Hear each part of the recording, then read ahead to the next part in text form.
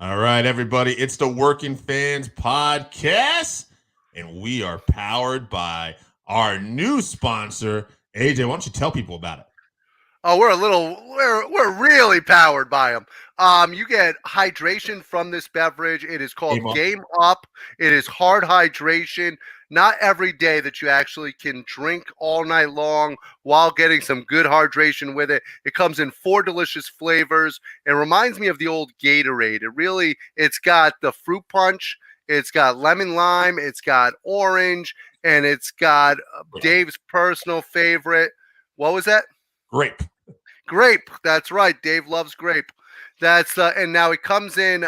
It's not going to be horrible for you because it's got the hydration with the electrolytes. It's 110 calories. It's got very low carbs in there, and it's going to keep you rocking and rolling all night long. And the best thing, it tastes great. Dave, you got something. What do you got? I was just going to say, and if you're tired of hearing us talk about it, here's a commercial. If you haven't tried Game Up, then you are missing out. Imagine your favorite seltzer and your favorite sports drink had a baby, but it's way better than that.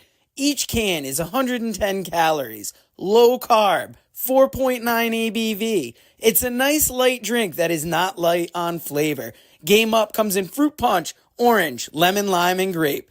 Pick it up at drinkgameup.com or at your nearest liquor store. Hell yeah, baby. Thank you, Joe, for that wonderful commercial you made for us and Game Up. And AJ, hey, before we get started, you take anything else to get excited for today? Oh, I'm all dubbied up. If you go to w.gg, you plug in the code FANSWORKING, you're going to save yourself 10% on that energy so that you can be like your boy AJ Strangebrew and the hosts of the Working Fans Podcast and be ready to rock and roll all night long. w.gg, baby. Fans working, 10% off. All right. AJ's fired up. And with that kind of transition, how can I not go into... Unfortunately, we lost some people this week. I could have probably picked a better transition than that. But anyway, yes, we did.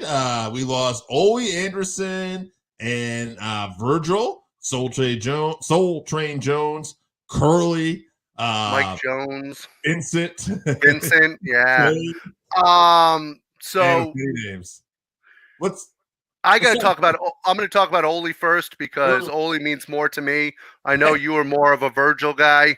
I'm not picking either one of these people their lives, goddammit. No, it's absolutely. We're drafting the dead.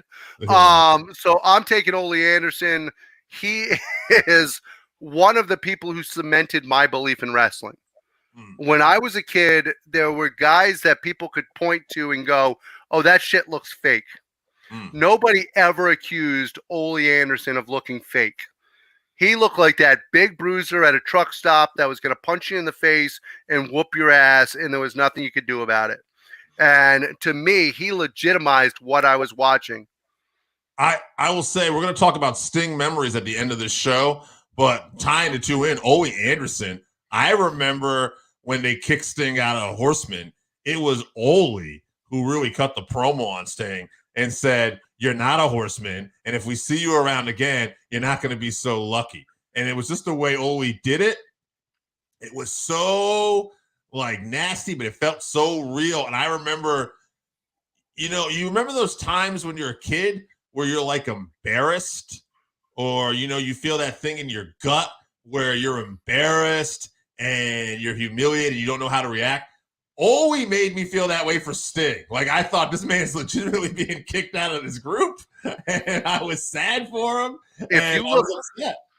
If you look back at some of the great promos of all time, especially the early Horsemen, Iron was always fantastic, obviously, but Ole always cut those legit, intense, whether it was when he was leaving the Horsemen talking about his son, whether it was warning Dusty Rhodes, even in Georgia Championship Wrestling, if you want to go back to Georgia Championship Wrestling, and when he stood up for the announcers when Rowdy Piper went absolutely berserk, he was one of those intense individuals that what he was saying was always real. And he didn't give you that feeling of, well, this is complete bullshit. And speaking of that, let's go to Virgil. Virgil, listen, Curly Bill, Shane, we could joke around that stuff, but there was a point as Virgil, when he was doing the bodyguard for the $1 Million Man. That's when he was probably his most legit because he had the physique and he looked like a badass. He had the stoic, face about him. And that was definitely, I would say, his most successful run. So one of the misses that the WWE had in that time period was if you go back to when it was Ted DiBiase and they finally had the match with Ted DiBiase and Virgil. Yeah. There's a moment there where he takes out Ted DiBiase and he looks to the crowd and he turns this way and he turns that way. And the crowd is going absolutely berserk for him. Mm-hmm. They had a chance to make him into something. The problem is as much as we love that character of Virgil and we supported him in the ring, he just could not deliver what they needed to continue to motivate him and make him a bigger star. Ted DiBiase was able to get it out of him, but Ted DiBiase is one of the greatest workers of all time. Mm-hmm. Now, I will tell you, we've had interactions with Virgil since then. Always a nice guy. Very few people in this world are willing to work for an Olive Garden gift card, but very sweet man. Always kind. I don't care. I know a lot of people have said negative things, but to me, he was always great. Yeah. No, he's definitely one of those characters we're always going to remember. And I think he definitely made the most out of his career. Well, and that's the opposite of Ole Anderson. Ole Anderson, as much as I was a huge fan and loved the guy's wrestling style, he's remembered, unfortunately, as a complete asshole. So even by the people that worked with him. Yeah, even Ric Flair came out this week and he's like, yes, I'm sad to hear about the passing of Ole Anderson. I wouldn't have been who I was without him, even though we've had the differences that we have. That's a nice way of saying you were an asshole to me, but hey, I wouldn't have been where I was if it wasn't for you. All right. Well, moving on here, we're going to, again, at the end of the show, we're going to talk about Sting and we're going to also make some predictions on AEW Revolution. But before we get to that, let's talk about our one bit of WWE news this week because it's a big one. All right. From the Elimination Chamber last week, Cody Rhodes challenged The Rock. Now, I think we've speculated that there was going to be some kind of interaction here, maybe a tag match, we thought. But Cody's challenged The Rock one-on-one. And I guess the first question is, where do you think we get this? The favorite would be Night 1 WrestleMania, I think, would be the odds-on favorite. Well, as someone who's going to be at Night 1 of WrestleMania, that's what I'm hoping. That's what I'm pulling for. I'm going to do this on live on the air. I would just like to say AJ got us tickets, or his dad actually helped us out, got us tickets for Mohegan Sun, SmackDown, March 29th. AJ was nice enough and gracious enough. He actually said that me and Joe could have that. And I keep thinking, when AJ said that, he didn't know The Rock was probably a possibility. No, no, I did not. Would be something if we got Rock versus Cody on network television and it went that way. But I just want to point for the record, AJ has offered these tickets for anyone who sees this, because that's the true friend he is. Thank you for doing that. And that offer obviously still goes. You know how I am. I don't take something back just because it got better. It's in fairness, like I said, I'm going to WrestleMania. Right. So it's hard to be bitter against the event the week before. You're hoping Night 1 WrestleMania. I think that's the odds-on favorite. I know you guys now are hoping for the SmackDown at Mohegan Sun. Hey, listen. It could even be the SmackDown the night before. Could be the SmackDown in Philadelphia before. Right, for sure. But I want to say something before we move on from this end. Tonight, The Rock will probably talk about this, address this, and maybe we'll get an answer of when this is going to happen. But I want to talk a little bit about this because Cody Rhodes, man, I know he's got his haters and he's got people against him and stuff. When I saw this, I just thought to myself, here's a guy, we go back to Stardust, right? He had, as much as he left then and people were shitting on Stardust, before that, he had already been Intercontinental Champion, Tag Champion, a modestly good career. Like, he was not going to have huge runs, but nothing bad. He would have been like one of those guys that, okay, he was probably not better than his brother or his father. No, he goes he leaves in a time where there's no other promotion really other than Impact, and Impact is not making moves. And he's killing it on the independent scene. He sells out a 10,000 arena with his friends for All In. Then with Tony Khan, first of all, AEW becomes huge. He's put AEW on the map with his friends. And he leaves, and he's going to main event his second WrestleMania. And he's now wrestling The Rock. Like, if ever there was a guy who betted on himself and won, I think already it's Cody. Well, first of all, I sent you a clip this week of Disney. Disney actually has Mickey Mouse actually doing, as the sorcerer, doing the Cody Rhodes entrance. How over... Huh? I thought that was a parody, but okay, I don't know. No, that's actually a real clip of them actually playing the music, and that's actually at Disney right now. They had Mickey Mouse doing the entrance for Cody Rhodes. That's how over he is right now. Now, remember, the reason why I didn't find this hard to believe, Cody Rhodes is one of those people who spends more time at Disney than any adult male probably should. He has a love affair with Disney. Thank God now he has a child that he can take there. Well, listen, talked about Cody Rhodes. What a great career he has. We're going to talk about Sting and the legendary career he's had. Before we do that, I want to ask you one more question beforehand. Okay, go ahead. If they put if they put Cody Rhodes versus The Rock on the SmackDown before WrestleMania, do you think that shatters the ratings, that it will be absolutely insane what those ratings would be for that SmackDown on Fox? It's not the biggest rated show, because I know they had that initial huge rating in the debut where they had The Rock and Becky on, everything that too. It's the second. It's going to be right up there, but it might. There's a possibility we find out tonight, because Paul Heyman came out on Raw and said, take it back. Take it back. You don't know what you're asking for. Take it back. And Rock is going to be on SmackDown tonight. I love it. All right. Well, let's talk about another legend. Before we do that, his final match is this weekend at AEW Revolution. It's Sting's last match. And honestly, at a time when, AEW's probably struggled attendance-wise, this is a sold-out show, and I don't think there's any kidding ourselves.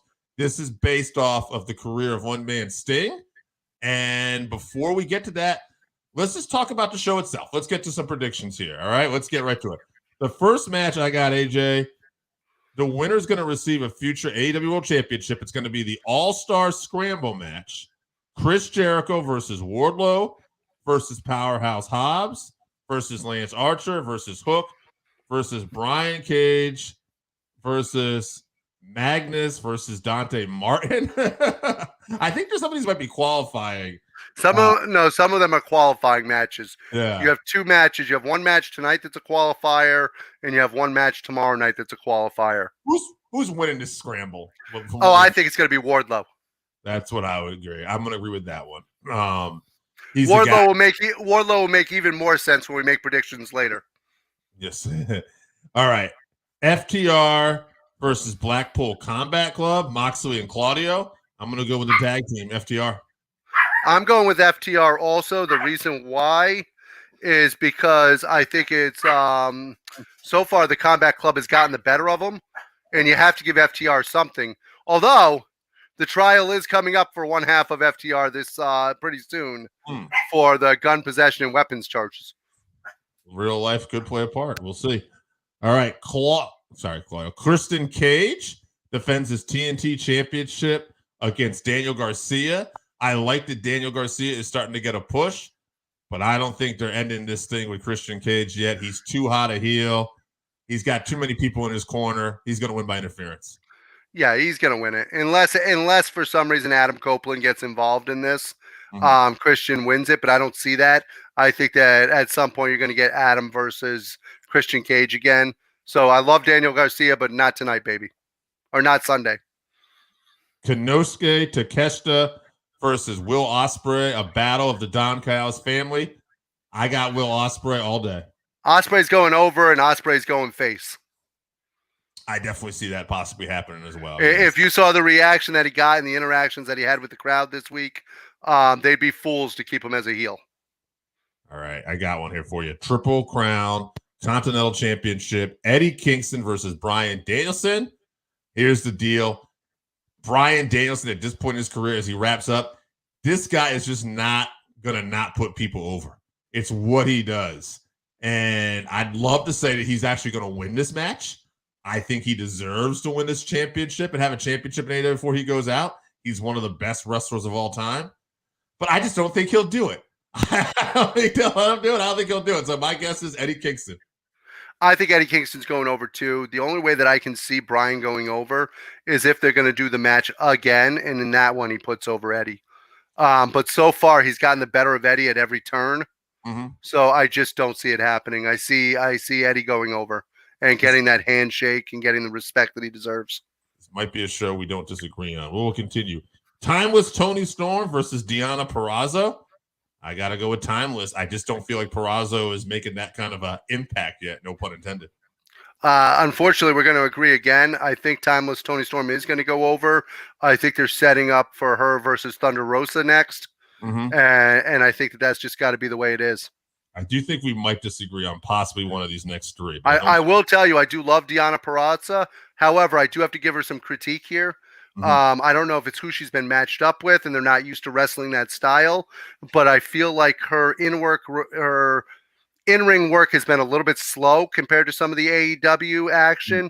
And I don't think that it's keeping up to the level that it's usually at so far, It will be in my opinion.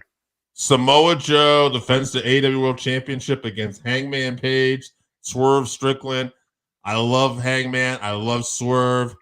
They're not winning this title off of Joe yet, and not in a three-way. Samoa Joe all day. I disagree. Oh, that's the one. I think we disagree on this one. I think Swerve's going over.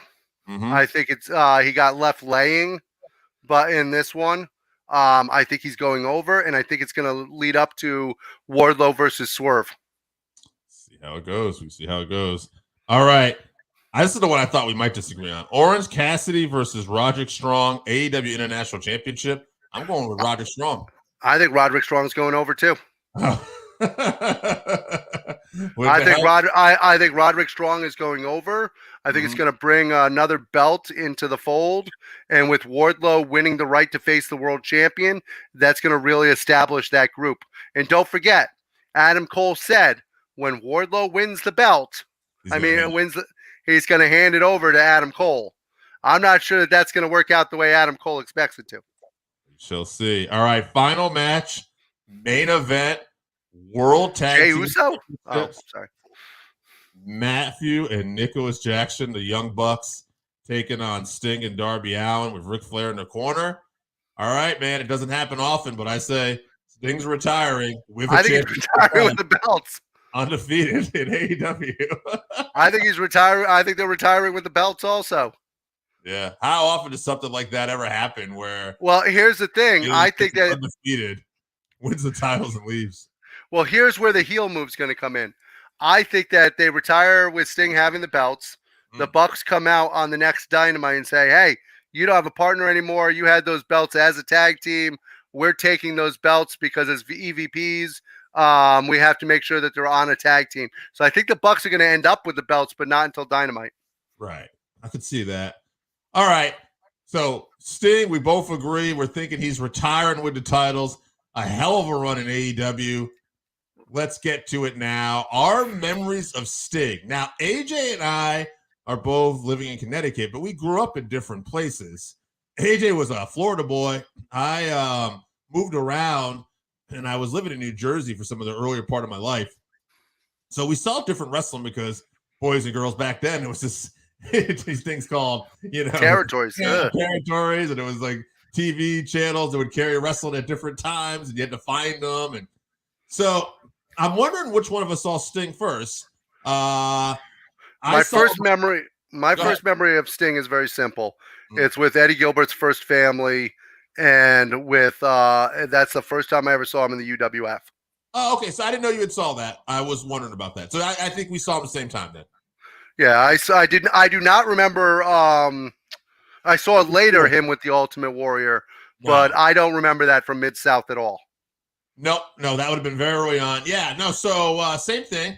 First time I saw him was with Hot Stuff Eddie Gilbert, Hot Stuff International, UWF. Hot Stuff International, yeah.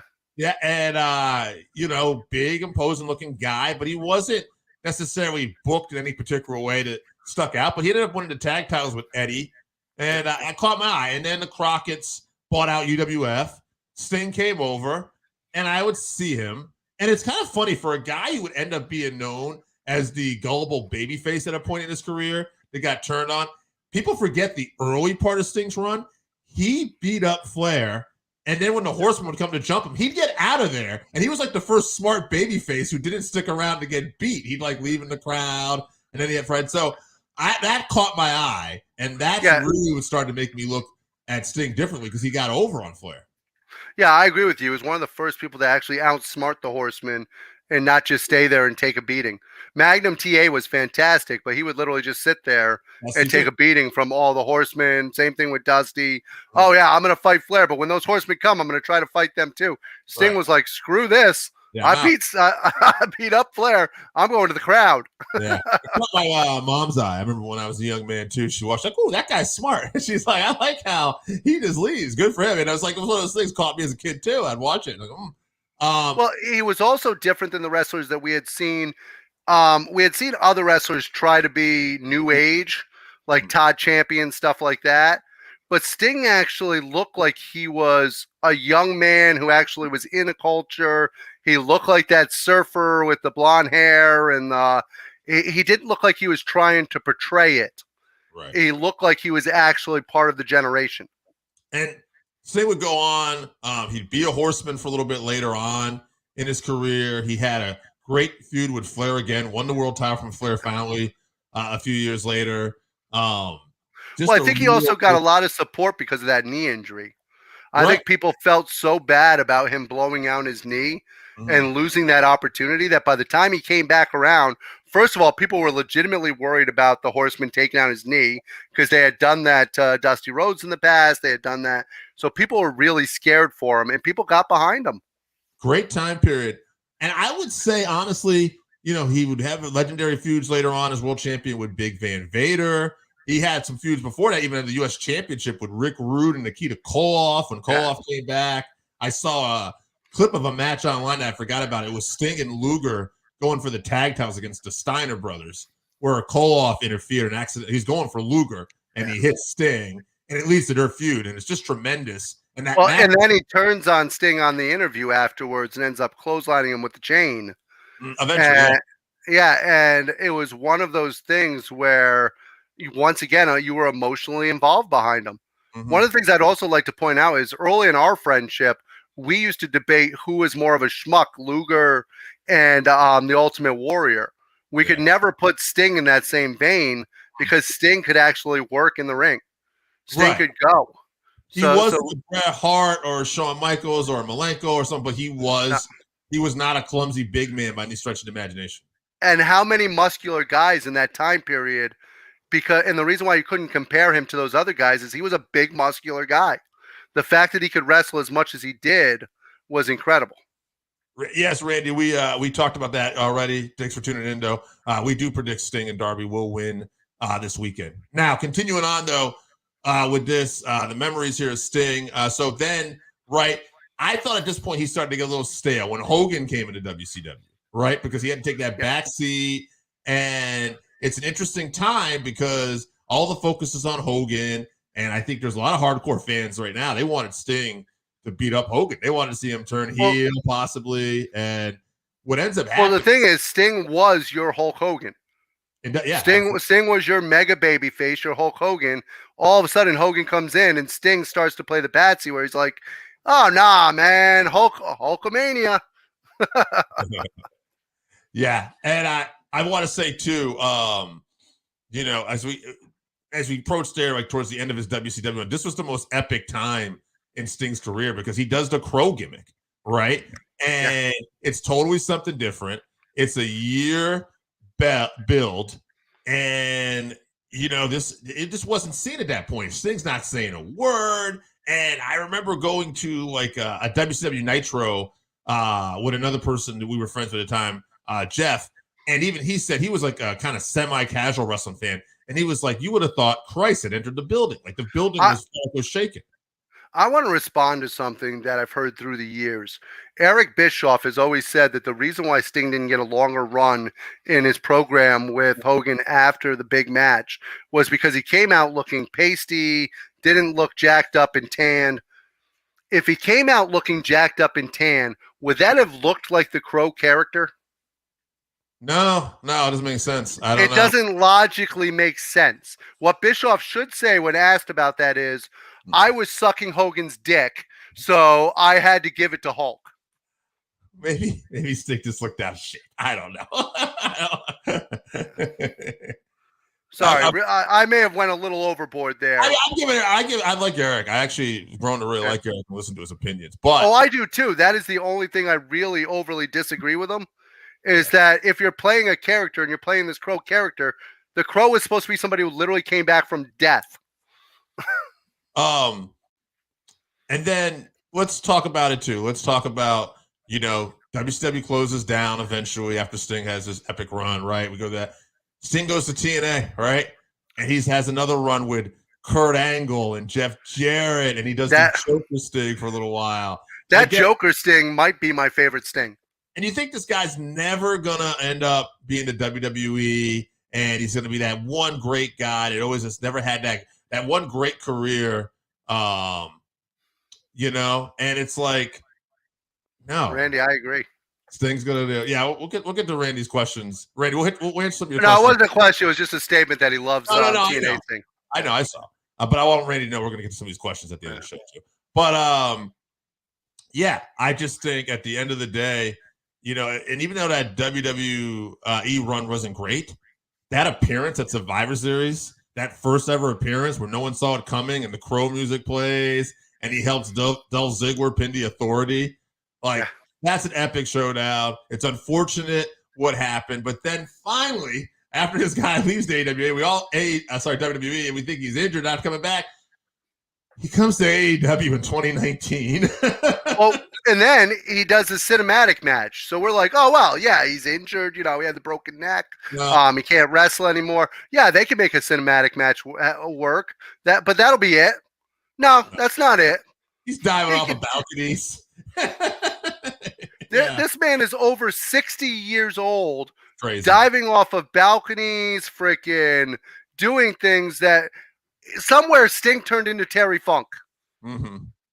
I don't know what happened. I don't know if he drank some of that Amarillo water, but he somewhere along the way he turned into Terry Funk. The difference is it does appear that he's going to know when to retire. Yeah, I hope so. All right. I think that's it. I mean, we talked so much about Sting. We're picking him this weekend. What do we have for questions? Before we get out of here, before we hit people with that beautiful sponsor again, Randy, what's your favorite flavor of Game Up? I know for a fact Joseph has told me he really loves the fruit punch. Joseph, I heard about that. I heard about you, that fruit punch. I like the fruit punch also. The fruit punch reminds me of Hawaiian punch, actually. It's got a nice flavor to it. Brings me back to when I was a kid, when we were kids drinking, but that's fine. But I love that Hawaiian punch flavor. Should I watch NWA on the CW app? Why not? It's free. All you gotta do is download it. I downloaded the CW app. I've got my 72-inch TV where I watch NWA every week now. Did not get a chance to check out MLW, unfortunately. Did you check out the fact that Impact has signed Hammerstone? I do know Impact has signed Hammerstone. This was actually a question, by the way, I asked on the YouTube channel this week. Undertaker or Sting, who had a better career? Very mixed response.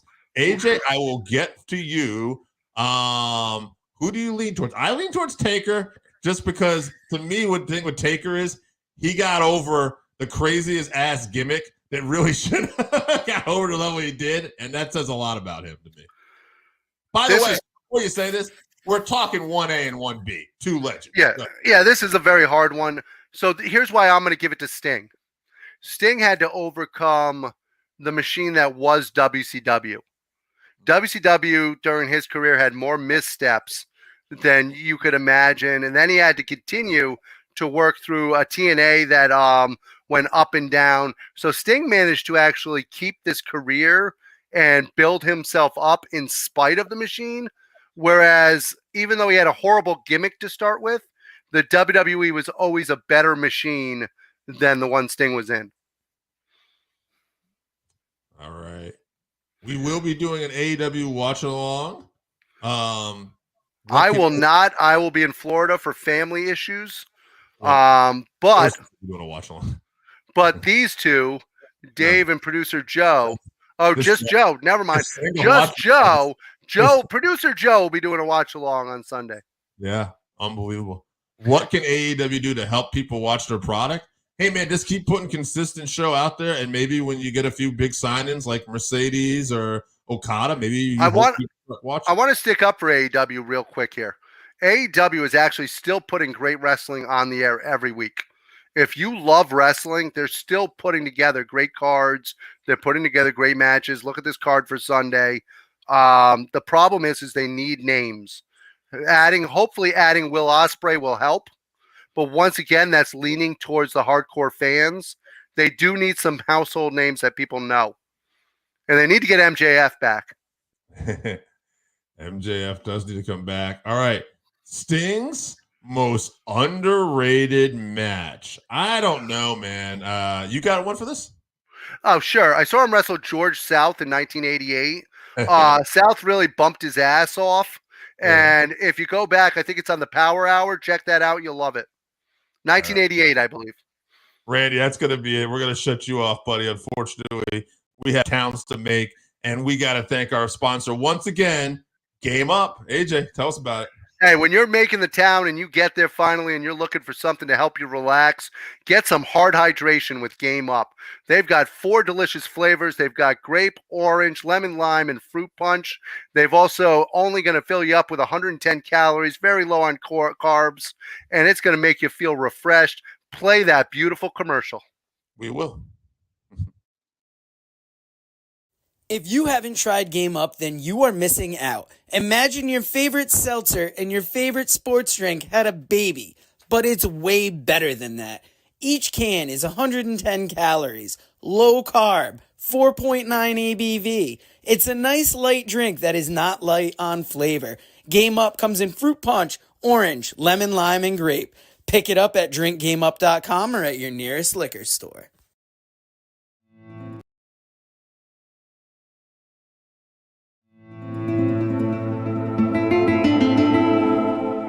All you goddamn wrestling fans out there, listen, Old Black Bart has got a book. It's called Wrestle Black Bart. It's got some dadgum good stories in there about some dadgum good wrestlers. Read stories of Dusty Rhodes, the Von Erich, Scott Casey, Sergeant Slaughter, Roddy Piper, Mr. Fuji, Ron Bass, Bruiser Brody, Mike Davis, the Grappler, and many others. And I guarantee you one thing. That it'll be the best dadgum read you've had in a long, long time. Get your book today at Russellville.com or on Amazon. Russellville, it's where wrestling lives.